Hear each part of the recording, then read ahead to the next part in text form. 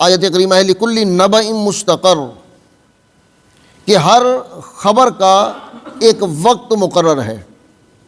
وہ کہتے تھے نا مشرکین مکہ کہ اگر اللہ تعالیٰ ہمیں عذاب دینا چاہتا ہے تو پھر اللہ تعالیٰ لے آئے عذاب، ہم دیکھتے ہیں کون سا عذاب آتا ہے۔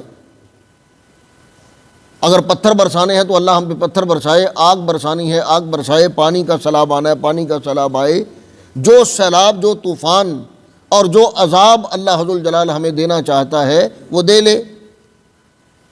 تو کافر مشرکین حضور علیہ السلام سے یہ کہا کرتے تھے، بکواس کیا کرتے تھے۔